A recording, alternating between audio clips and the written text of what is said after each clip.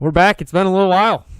We're back at the Hoosier Hero podcast here. I am Christian, and beside me to the right is none other than Coffin Corner, Colin Walker. Also known as Cornfed. Cornfed. He's shooting the technicals. Looky here, looky here.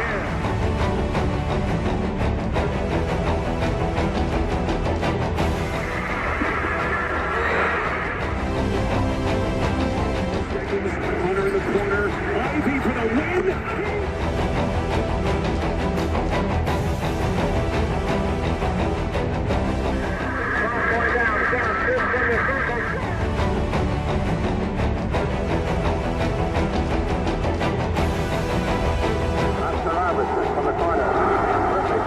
Luke Zeller at midcourt. Lifts it off at the bunker.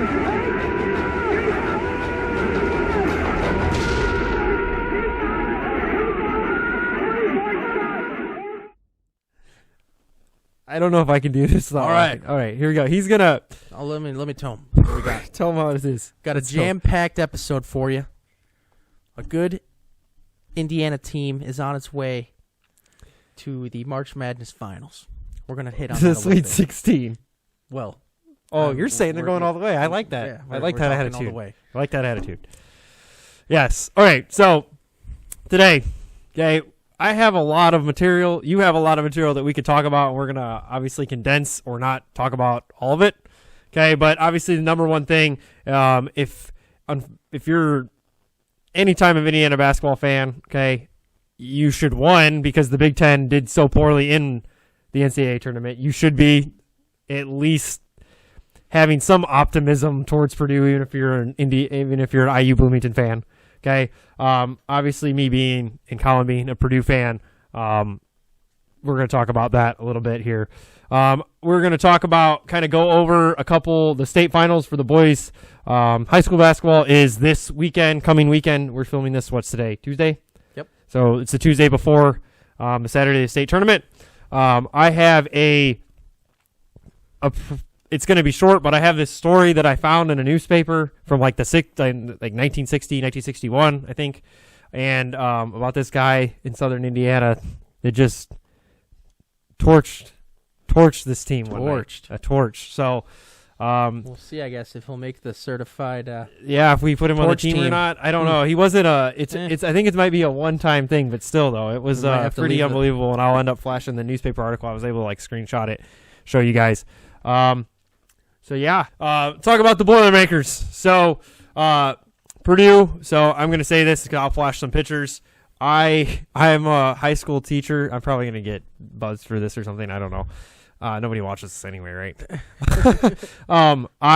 Me and my dad, last Friday, I took a day off, took a personal day, and we went up to Milwaukee. We got tickets to the first round. Milwaukee Bucks play. Yeah, right? it was really sweet. We went up to Milwaukee, went up 294, so we went around Chicago. I did not go through downtown Chicago, which is all construction right now. And got up there. I think the game was at 1 o'clock our time. Well, it's our time period at Central Time. I'm so used to it always going somewhere in Eastern. Yeah. And we went to where the Bucks play, which is, I think it's called like Pfizer Forum or something, and it's like a brand new, I think it's like $2 billion for this. And if you think about it, how much is the LA Rams? The new thing, isn't it $5 billion for that unbelievable? Yeah. So I mean, this is, and when I walked in, it does seat 17,000 people, but it was like small to me. Yeah. It was weird. It was like weird. It. Yes. It was like, it's like they compacted but it was still cool. Like, don't get me wrong, but compared to, talk about being somewhere else, me, my wife, and my brother went down to Gainbridge Fieldhouse for the Big Ten Championship, like the Saturday before that, to watch Purdue play Iowa. And like that seats 20,000, it says, which is another 3,000 more or so. But that thing is just so much bigger. There's true nosebleeds there. Yes, totally. Totally. You're like, whoa. It's really vertical. Yes. I've always found that Yep. I don't know if it's because they have so many not the press boxes, but I know what you're talking about. Yeah, you can pay to have the custom boxes or Yeah, whatever. yes. And that takes up a lot of space. And that's 3 there. because that makes it 3 sections. Because the place that I went to, the Milwaukee plays at, it is just a lower section and then a section 200. So it's only 2 levels. Gamebridge is 3, and I don't know if it's because like this thing up in Milwaukee is like, is more of like I guess like a circle, like an oval, but the Gamebridge Fieldhouse is like a field house. I don't know if that's I think what they were trying to shoot for in the early 2000s was like kind of a Hinkle Fieldhouse feel with the big arch. This has just got straight trusses that go across, I guess, just like the base. We're obviously in a basement, just like these floor joists. So it's just, but while Gamebridge has got the big arch truss and everything. So we went up there and Purdue played Yale, and this observation is, this is to me a pretty funny observation. We get in this place and we're in the morning session and we're the first game. The included in our session was the Texas Virginia Tech game after, which we didn't stick around for. I ended up getting a headache and stuff, and we went home, and I wanted to get home before dark. Driving through Chicago and stuff, and it rained, and it was no fun. We were gonna shoot the podcast then, but we were gonna shoot this podcast that night. Christian had higher hopes of getting home on time. Yeah, and then I'll get into traffic here in a second. What happened? But so I will say this though, we come in, man, and we get into Milwaukee, and it is the oldest city I've ever been in. I don't know if you've ever been there or anything. I've been there. Yeah. It is like every building is like pre-1900, which obviously major in history, like it's kind of cool to me. And the PBR brewery is a half a block away from this arena. Me and Dad, I was like, oh, if only Colin was here. Go. No, we didn't go. If you were here, we would have went. It was a tour and everything. You got PBR. Yes. And so and it's like I think of like towns like is it Kalamazoo's built on a hill, right? There's a Grand Rapids. Kalamazoo's built on the hill. So Milwaukee kind of is too, because we parked up on top of it because we did not have to pay for parking. They wanted $60 for parking. I don't even think you probably don't pay that to go to the Super Bowl. No. So we end up parking on top of this hill a few blocks away, and it wasn't a bad walk. It was a straight shot down this road. But again, incredibly old buildings, things like that. So we get in there, man, and it was Wisconsin played that night in session 2. All the Wisconsin people, I don't know why you would, but they bought all the tickets to session 1 too, and they didn't even play in it. So you guys, this whole arena is red. It's all red. Like, it is nothing but Wisconsin fans, and they don't play until 8 o'clock that night. And so I guess if Wisconsin fans wouldn't have bought tickets, you would have had a few thousand Purdue fans, and that's it. Like, because Yale obviously brought nobody, and Virginia Tech brought there was nobody there for Virginia Tech that I saw, and you had a couple maybe Texas. I mean, you think in Texas and Virginia Tech, you're not going to bring anything. So I don't know if like the ticket office and somehow they worked things out. Ticket office in Wisconsin was able to like just basically hand out tickets for free in a way. Like here's $20 tickets. Like, come on. And if March Madness was right in my town, like now a half hour away, I'd probably go. I wanted. That's exactly what I want to talk about. Oh, okay. You guys got to know my dad. Someday we're just gonna have my dad on here. He's gonna sit here and like smoke a cigar or something. But he just like, so we're sitting there and we got tickets lower level, like 20 rows up, right behind the basket. So the only bad thing is that you looking at the other end, the shot clock would sometimes be in the way of the other end. Well, but other than that, really good seats. And you guys, it was like all the Wisconsin fans were just a bunch of old white people.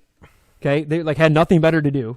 Like, right, they're just like a bunch of old retired people. Mm-hmm. And and the guy behind us the whole time, I have no idea. Like, my dad, you got to know, my dad's there to like competitive. Like, he is there for Purdue basketball. And all the people did around us was just talk about what's going on in their lives. And just, this guy talked about stock trading behind us in the middle of the basketball game. My dad's like, and my dad's super obnoxious, like can be super obnoxious and not give a rip about anything. And he's like, I mean, this guy is, I reached back and touched the guy's leg, like right here. And my dad's purposely really loud, like, my gosh, man, you come to a basketball game and this is what you do. You're talking about stocks. There's a basketball game. Like, my dad's saying that to me really loud so the guy can hear it. And it's like, then the guy talked about some suing some lady for money that he owed her. I was just like, dude, why are you here, man? I got something to say about this after you're done, Yeah. because I think I mean, you might say the same thing. Yeah, you have nothing better to like. You literally, I don't know if you have so much money that it's like a status that you bought tickets to go to a March Madness and took work off and all this. I don't know, but I'm just saying, like I'm here to watch a basketball game. I'm not here to listen to you Take the Instagram pic and right. the rest I'm of the here. time. Here's my beer. Like no, like I didn't. We were there to watch Purdue, and obviously it was just. And I don't have to talk about it. It was just a beatdown. Purdue. I think I don't have it on me. Almost 40 free throws, or right at 40 free throws they shot that game, which was unbelievable. And then against Texas, which we can get to in a second, they end up shooting a record for the NCAA tournament. I think it was like 46 free throws they shot, which is just that's half their average was just free throw. When they're averaging, they were averaging like 80 points a game this year, 83 points a game. So, yeah, go ahead. Well, what you just experienced as a well-traveled man like myself, Yes, you just experienced what it's like outside of Indiana. I mean, guess so, people man. do not care about basketball No. like the way we think No. and grew up, and Nope.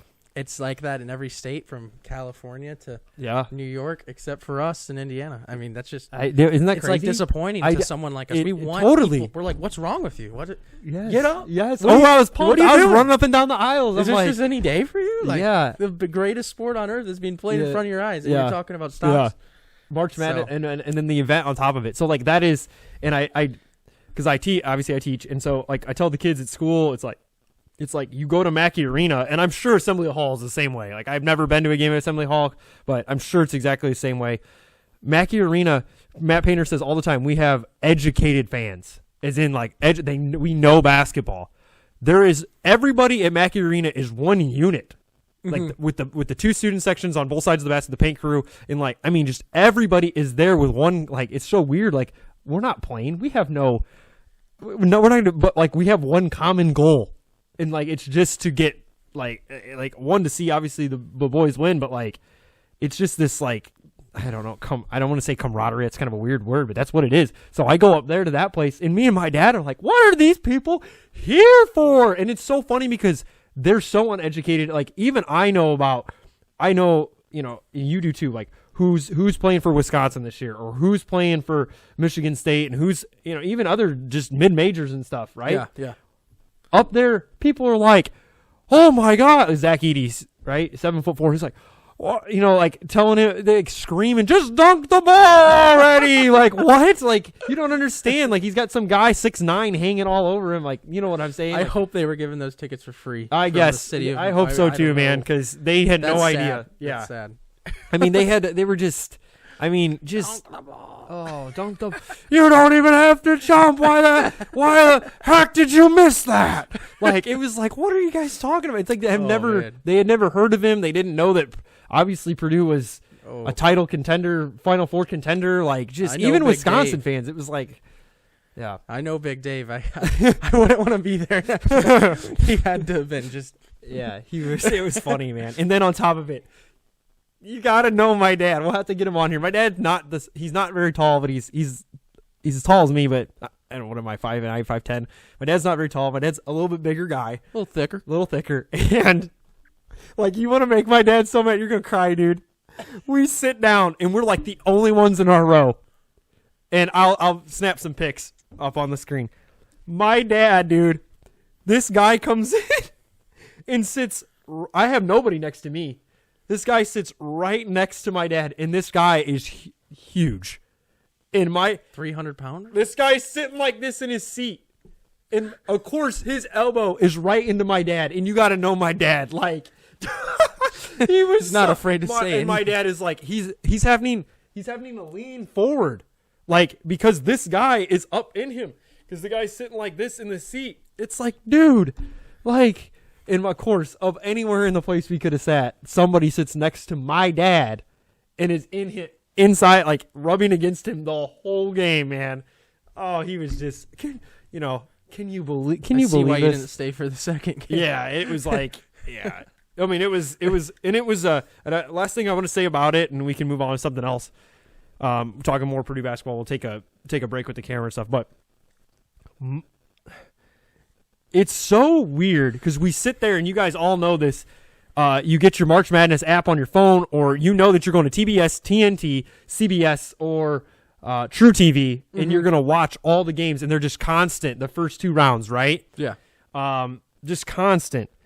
And when you're there, it's like it was cool, but you don't realize what you're a part of, I guess. That people all around the country are in their, like, doesn't matter who they are. They're in their office, on their laptop, wherever they're at. They may have, you hear about the, like, we'll have to get to this, but the guys that go get vasectomies on purpose just to sit at home and watch March Madness. Like, you're there, and people, like, all around the country are watching that game. It's not like you go flip on the Big Ten Network on a Tuesday night and Purdue plays Minnesota or whatever. Yeah. That's not. So it was weird, and you just, I don't know. And again, it had a different, it was fun. It was cool.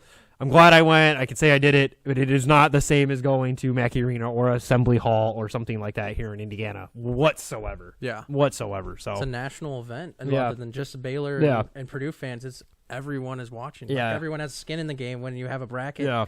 And if your Definitely. team's still there, that you Yeah, picked, right? Wait, you only took 2 seconds to pick it, but you're going to spend the whole game watching it. Yeah. It's really cool. Yep. All right. So Purdue, they took on Texas the other day in the round of 32. That was obviously at Milwaukee as well. Okay. Texas won the game after against Virginia Tech that I went to. Okay. And so there was a dude from Texas on that team. This is kind of crazy if I understand this right. I think his name's Marcus Carr. He was this little guard the dude with the dreads that just lit it up. Okay. He is a double, I don't know what you would call it, if it's a double transfer or a trip. I think it would be a double transfer. He started out, from what I understand, at Texas as a freshman. Texas, I think that's in Austin. Mm-hmm. And then he transferred to Minnesota and then transferred back to Texas. You would think that, and again, I talk Purdue all the time. Matt Painter's, I believe, completely against that. He pulls in transfers from the transfer portal once in a while, but like I know that he doesn't like that at all. Can you imagine that? Like, and the coaches stayed the same? Chris Beard. Chris Beard was the coach. Yeah, I don't know. No, because Shaka Smart was the coach. Yeah. Yeah, Shaka Smart was the coach last year. So Chris Beard's brand new this year. And then Chris Beard also had Matt Painter's number twice in the tournament before. Upset him with Arkansas Little Rock or whatever, a couple years ago. He coached at Little Rock, and Angelo then State. What was the other one? McMurray and Angelo State. He got Matt Painter when he was at Arkansas Little Rock. And then what was the other? Oh. Angelo State. No. And McMurray. No, that's not it. Okay. Maybe I'm thinking of, I know Purdue. I thought he lost to him one other time, but I guess not. I don't know.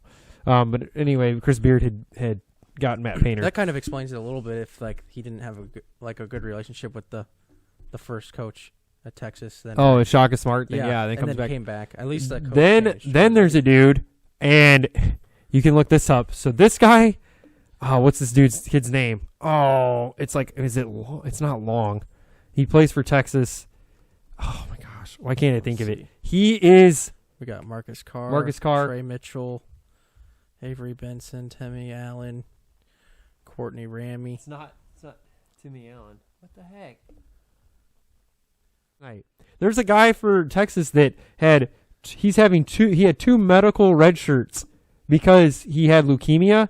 He has 7. He's on his 6th year. He can have 7 years of eligibility. Yes. Yeah. He has a 7th year. He could come back and play basketball next year. I don't know why I can't think of the guy's name. Could you imagine being that? Andrew Jones? I don't know. Underwent treatment for leukemia. It has to be him. Andrew Jones? If I see his face, I'll know it's him. But yeah, this dude. Yeah. Andrew Jones. Has to be. Yeah, unbelievable. I think they were saying this is his 6th year. I get it. You're not playing some of those years, but, or all those years and stuff. I know he battled through a lot. So, but 7 years of basketball. This dude's as old as you. Seriously, I think he already graduated the year after you. If that makes sense. I think that would be. He graduated high school in 2015. The heck? That's crazy. Still out there. Yeah. So Purdue plays Texas, and there was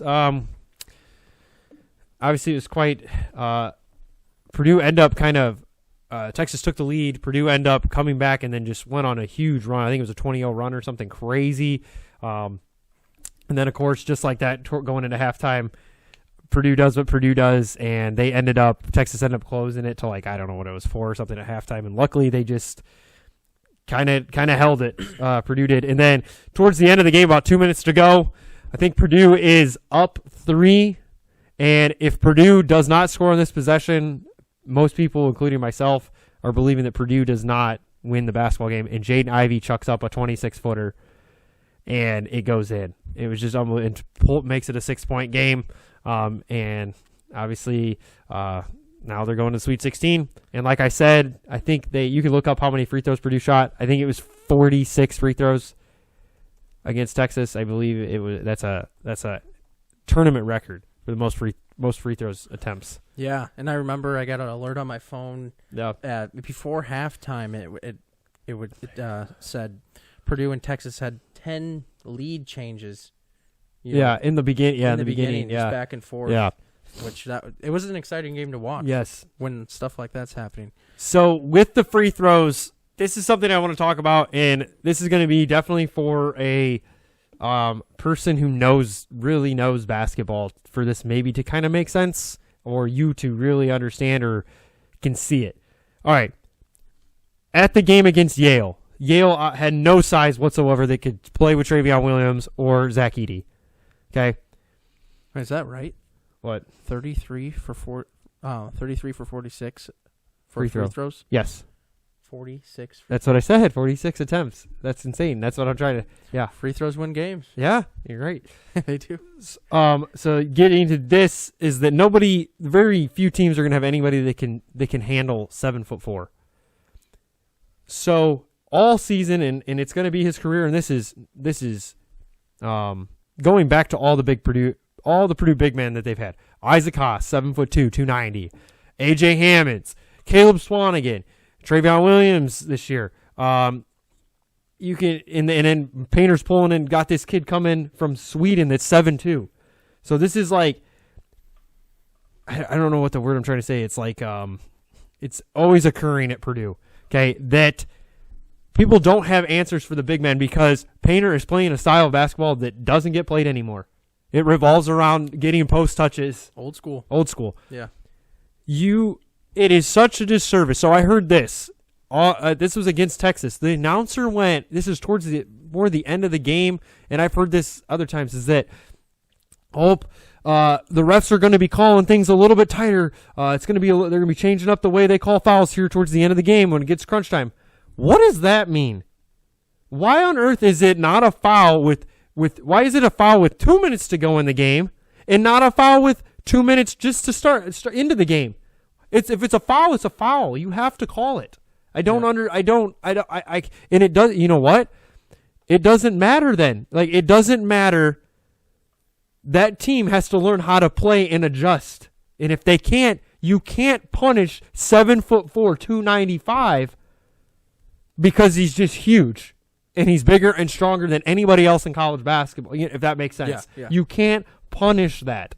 That is such he's a kid. He's a kid. He's like 19 or 20 years old. You can't punish him for his size like you're doing. That just doesn't make any sense to me. And I was at the game against Yale. This was the Big Ten championship against Iowa, and especially in the first half. And I'm up high at Gamebridge. I was up there. You guys cannot imagine. I could see it then. Just grabbing you guys, because there was nobody was going to stop Zach Edey from Iowa, and even the Murray brothers who are athletic and 6'9". No, and they wouldn't call anything, and it's like because if they would have called, Iowa would have fouled out of the game. The whole team would have fouled out. Yeah. That is such a disservice, and it really needs to be evaluated and looked at this year. And it needs to be, go back and watch Isaac Haas at Purdue. Go back and watch AJ Hammonds at Purdue. Go back, watch Swanigan. Watch all those dudes. The NCAA needs to go back and, as Purdue as a the culture of big men, and then as a program, and just see what a disservice it is when referees don't call that. Yep. Like they should. because you cannot punish somebody for their size, and that's exactly what referees do. Just unbelievable. I was over it. Sorry, it was my rant. Okay.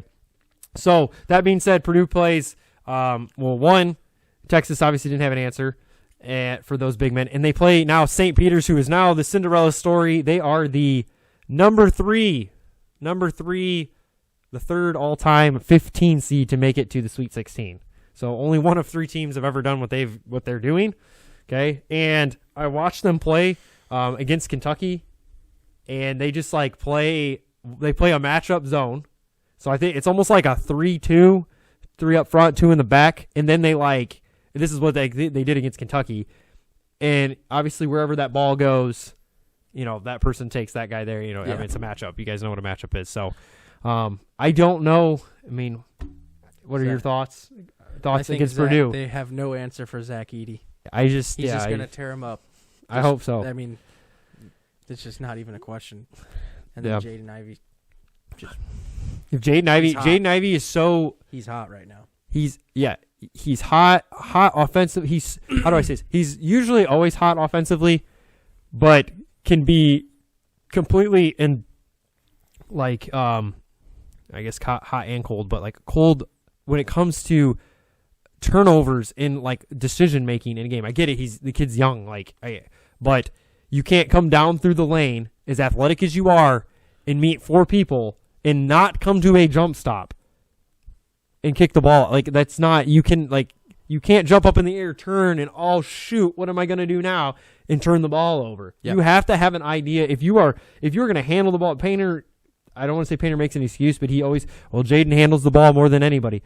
If you're going to handle the ball more than anybody, then you have an extra responsibility on your shoulders then. You cannot be turning the ball, especially unforced. Jaden Ivey might only have 1 real turnover a game, but ends up with 5 or 6 because they're, those are then unforced. Yeah. You just turned and did something. It was so if he just plays off of 2 feet and explodes, if he's 1-on-1, then go right to the bucket. I don't care what you do, dunk it on the dude. But if you're coming in the lane and you even see remotely a different color jersey coming at you, you have to stop. Yep. You have to stop and play off 2 feet and make a good pass. And he did it. In some games, he does that. He does a great job at that. He did that the other night. But then there's other games where it's like, dude, Big Ten tournament was like that, or championship was like, what are you doing? Just throwing the ball out of bounds. Come on, man. And then Williams, too. I mean, Travion does it, too. Yeah. He doesn't even start, but... he can turn it on, too. Like at against Baylor, he had a heck of a game when you were there, right? I mean, he was out there. Oh, against Yale? Oh, Yaler. Yeah. Yale. Yaler. Boy. Yeah. Yeah. Yeah, he was. They didn't even play Edey that much. No, that game. No. I'm sure they were trying to save him keep him fresh for the next day. But same against Texas. I think he had 14 points in the first half of the Texas game. I mean, he's backing dudes down there. He had 22 points. Yeah. Edey had 11. Yep. So and he's dangerous. I don't know how tall he is, but he's a 6'10", big boy. 6'10", 255. Yeah, he's not much smaller than Edey. He's quick. Yeah, silly quick. So for his size. Unfortunately, I don't think St. Peter's will have. I hope not. The physicality. Unfortunately, to match up with Purdue. Yeah. All the best luck to him. Yep. Not, but yeah, you're right. Not really. Sorry, guys. That would be. Yeah. If you beat Purdue, I'll root for you all the way. I have no problem with that. You have no other options. Yes, I will pull for you all the way if you beat Purdue. But until then, no, sorry. So yeah. So, kind of switching gears here. State championship in Indiana for the boys. All 4 classes is this weekend. So we talked about the sectional last podcast. We haven't done a podcast for a little while, but they went one weekend for the regionals, which is a morning night thing. So if you win in the morning, you play at night. And then the next round would be the next weekend. It's only 1 game, and that is the semi-state, which is the Final Four. And that is at a given location. It's not like in Indianapolis. And then you play, which would be this coming weekend for the state championship. So in the 1A, so this is a little interesting. You have Lafayette Central Catholic representing the North, okay, which Lafayette is where Purdue is. There's a walk-on for Purdue. Carson Barrett, he is from Lafayette Central Catholic, and his dad is the coach. And I was looking, his dad's been the coach for like maybe 12 years, and I think he's only won like 2 sectionals, which is kind of weird because back when class basketball first started, Lafayette Central Catholic like dominates. Yeah. Okay. So Central Catholic, and then Central Catholic's girls actually got upset this year. I think they made it to the state championship too, so that's kind of weird. But I think they got upset. And then representing the South in 1A is North Davies, and North Davies finally gets the monkey off their back. Bar Reeve, which is like a dominant 1A program, which is, I believe, in the same, same sectional. North Davies beat Bar Reeve in the sectional championship, and then from then on, they've regional, semi-state, and now they're playing. Really tough. It's like the thorn in North Davies side, I guess. Let's see. What was the 2A? What we got? Well, the 4A. The 4A. So the biggest schools in Indiana is just right down the road in the representing the DAC. The Dual Athletic Conference is Chesterton Trojans, which is, I don't know if this is a long time coming or not, but I don't think Chesterton has won very many sectionals. Yeah, especially in class basketball. Last time I remember them winning a sectional was when they had Zach Novak. Did they win the sectional back then? Yeah. Because at Michigan City, I think it was the regionals. Yeah. That they're playing East Chicago. And then what did they? Because I'm trying to think. Because East Chicago played Robbie Hummel and Scott Martin in Valpo. Mm-hmm. And each one more. Was it East Chicago? Yeah. But I'm trying to think. I'll have to look. We'll have to look it up. I was there. I remember Zach Novak Novak right in front of me. I was on the front row. Really? He spit on the court and rubbed his shoes. Jeez. Maybe Guy was a savage. I had to. I can't remember. I was young back then. I mean, that was like like 2008. Yeah, that's what it would have been around. No, it would have been earlier than that. Yeah, 07, 07, something like that. Yeah. That's weird. Well, So, yeah, back Chesterton. In the Tom Shack days. Yes. So Chesterton is 29-0, which if they win, I don't know the last time a team that maybe this could have been just very recently. I'm trying to think though, especially but a 4A school having an undefeated record. Maybe I don't think there's been one very recent, but maybe there has. Hard to so do. they could win. And they are playing. Why am I drawing a blank? Oh no, go to John Harrell. John I'm Harrell. drawing a blank. You have it right there. Yeah, but if I touch it, it's gonna jack up the thing. Oh shoot, who are they? Why can't I think of it? Boys, John Harrell. Oh, Indianapolis Cathedral. Oh, And Cathedral is usually dominant in football. Okay, the Fighting Irish, they're dominant in football. Bracket. Full PDF. Oh. Surface. Yeah, and then the 2A. Let's think. The 2A is Central Noble. So when we talked about Connor Sejan of like our first podcast, or second podcast, I can't remember. He Central Noble ends up winning I think they won in overtime. Yeah, over Carroll, and then they are playing Providence in 2A. 3A is Beech Grove and who's the other one? Mishawaka Marion. Yeah, so Mishawaka Marion in the sectional championship upset John Glenn, which John Glenn is, I guess you call it rural. It's pretty rural. Walkerton, Indiana, which is just down the road from us. And John Glenn, yeah, that's kind of crazy. They may only had one loss going into. They were ranked number 1 in the state, I'm pretty sure, and then they got beat by 3. John Glenn beat Mishawaka Marion in the regular season by 4, and then they get beat, and when it really counts, they get beat by 3, and then now Marion has made it all the way to the state championship. So you could probably say that could have been John Glenn if things would have rolled the right way. So, yeah. So we'll have to see. I'm always a big small school fan, so we'll have to see if what happens there with North Davies and Lafayette Central Catholic. And then one other thing I want to point out, I'm looking at the bracket, is that 21st Century, the reclassifications came out, or enrollment for schools, and 21st Century is a 1A school, again, small schools in Indiana.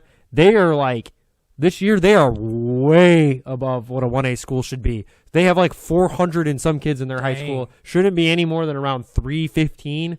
So they're well over 400, so they're going to get bumped up for sure. And then Westville, our high school, I don't know how this influx, this fluctuation happens, but they went from 320 or so when they got bumped up into 2A to now all of a sudden this year they're dropped way down to 267 kids is what they come in at, which is like maybe even less than what it was when you were in high school. That's around what it was when I saw like that was two of the what it was when I was in high school. Two of the graduating classes I think have 59 in them. Woo. Yeah, mine was 61, so it's kind of weird to see that. I don't know what happened, but it's gonna go up soon. You know, like something Alex and Samantha, their baby. You know, a lot of people are moving to Westville now. It seems like a lot of houses are being built on Wozniak. I am going to briefly, just run this story that I found a long time ago, and I probably have a better explanation, but I will flash this little thing up. Some things you can't. This was in a little excerpt from like a paper. Wasn't the local paper. This was like from maybe a northern paper, and this happened in what actually happened in Jasonville, which is southern Indiana-ish, which is, I think it's down by south of Terre Haute. And then the player who did this was from Prairie Creek, and Prairie Creek's nickname were the Gophers. No, Prairie Creek Gophers. And this guy, I don't have the date. I think it's January of 1960 or 1961. His name is Edey Chickadance. Chickadaunce. Chickadance. Okay? And here is, I mean, when you're hot, you're hot. There's no getting around it. Yep. It says there were many individual standouts, but 6 foot Edey Chickadance, I think I'm spelling that right, or saying that right, of Prairie Creek topped them all with his 74 splurge in a 96-73 rampage at Jasonville. Chickadance hit 30 fielders. He missed only 4 attempts and added 14 free throws. Then was handed the nets by host coach Chet Lamar as a souvenir. He scored 74 points, and he outscored the other team by a free throw. No three-pointer? With no three-pointer. So, man, they had 74 of his team's 96. This is back before kids had phones and Xboxes. You could actually dial in a shot. Dude lived out on the farm or wherever, man. Holy cow. Man. So I do know that I'm going to set this down. So I have tried to find a picture of this guy. I cannot find one. I've tried to, I think I even contacted, I can't remember what county is in Vigo County. Well, that's Terre Haute is Vigo County, I think. I've tried to contact whatever county's right there, like maybe a historical society, anything to get a picture of the guy. Nothing. I can't get anything. But I do know for sure that in the Indiana Basketball Hall of Fame in Newcastle, the net is on display. So somehow somebody got the net from him, or he donated or something, and they put it on display, the actual net that the coach got down to give him. That's cool. Could you imagine? Like, that net was hot. Like I could probably, like, we're sitting in the bleachers watching this game, and obviously we're in, like, the heyday of basketball, which we actually can't comprehend of Indiana basketball. But, like, this dude, the buzzer sounds, and this dude's got 74 points. You know, not one person left the gym. They're all complete standing ovation after the game. And I bet the coach, I don't know, like, he's saying the coach for Jasonville, I don't know, a janitor probably went and got a ladder, and everybody probably watched that coach get up on the net with the kid out on the floor from the Edey Chickadance out on the floor, got the net down and handed it. I'm sure everybody clapped. That's how I would picture that. I mean, that's true small town entertainment right there. Yeah. That's a drama. Yep. It's pretty incredible. I'll see if I can. I'll try again to find a picture of this dude. I don't know what he looks like or anything like that, but I've even. So maybe if you happen to watch this, one of our 50 viewers, and you know this or something, like know the guy, or if I've tried to find an obituary, I can't find anything. So I don't know if he ever passed away or if he's still kicking or anything like that. But dude, I want to meet the guy. I'll drive down there. I don't care. I want to. I don't know one other person that's ever scored anything near that. So what is that in the records books? We'll have to look it up. I bet you it's like. That's got to be top 10 at least. Yeah. Some crazy stuff because people have scored some crazy amount of points in Indiana. But, so yeah, that's that. I think one more thing. Oh, do we have one more thing? Yeah. I do? Yes. What is it? You guys need to stay tuned. Christian got some extra mics. So we will be having pull some them guests. Pull one out. We got one over here. You guys can't see it. I got two of them. We might have to add on to the table a little bit. Yep. But, yep, we will have some guests coming on the podcast. Yep. If you guys have any recommendations or people we want to you recommend we reach out to. Yeah. Or We'll know do it. anybody. Yeah. Just let us know. So, Add some flavor. please. We're going to, like he was saying, we have a friend that he played at Olivet with. Yep. In up Olivet, in Michigan. Up Yeah. in Olivet, Michigan, that went to, well, obviously he went to Olivet, but he played, didn't he play in the Breslin? Did he ever get to the Breslin? He didn't. Oh, he did. He Some knew guys on the team that I. Yeah, okay, that's what it was. Yeah. Yeah, but Chase played at a really competitive high school, though, in the state of Michigan. So he wants to talk about, what does he want to talk about? He wants to talk to you guys about, as a Michigan resident, how he views Indiana high school ball and Yeah. the differences, just Yep. from an outsider. Yep. We don't know. We can't Yep. speak on that. And then the other day, I was in a Mexican restaurant here in town, and I saw and talked to both guests, and one of them was an Indiana All-Star, and they said that they would, both of them, the sisters said they would both like to be on the podcast. So I got to wait till, their season, I believe, is done. So I got to wait till they come home, and we'll get them both Yep. on here. So Yep. And we got a backboard breaker coming for we you, got the too. backboard breaker. Not many players can say They that they broke a backboard. Shattered a Not even backboard. in Indiana, the whole country. Yep. But we'll have one right here on the mic, and we're going to ask him what the experience was like. Kind of rhymed. Yep. So, all right. See you guys later.